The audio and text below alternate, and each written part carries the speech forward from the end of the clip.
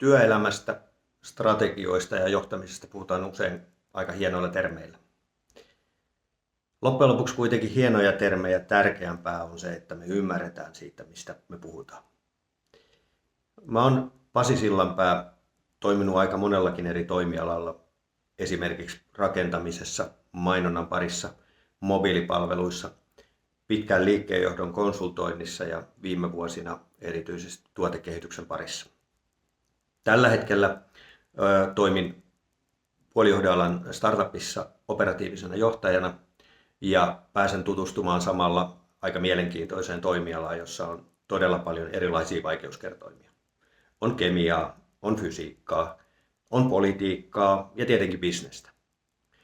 Usein erilaisilla toimialoilla on sellainen hokema, että meidän toimiala on hyvin erilainen, mutta näiden erilaisten toimialojen kokemuksen kautta voin todeta, että aika paljon on samaa.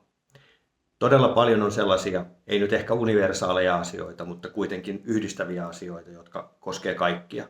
Ja niistä ehkä kaikkein tärkeimpänä se, että ihmisten pitäisi tietää, mitä niiden pitää tehdä. Yllättävää kyllä, ihan tämmöinen yksinkertainenkin asia jää usein puolitiehen. Johtoryhmä vaikka saattaa istua puolikin päivää.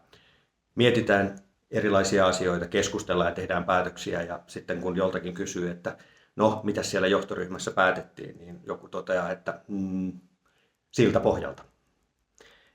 Eli loppujen lopuksi paljon saadaan aikaiseksi pelkästään jo sillä, että ihmiset tietää mitä tekee, miten ne tekee ja sitten jos ne saa vielä tukea sille tekemiselle. Asioiden konkretisoiminen, yksinkertaistaminen ja yksinkertaisella kielellä puhuminen on mun erityisiä vahvuuksia.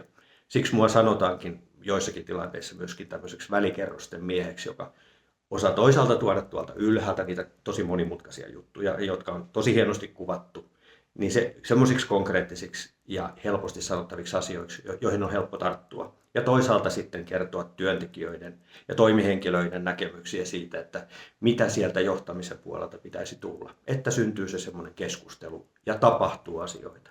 Nämä on semmoisia konkreettisia juttuja, joita mä pystyn tuomaan mun puheissani paljonkin esille.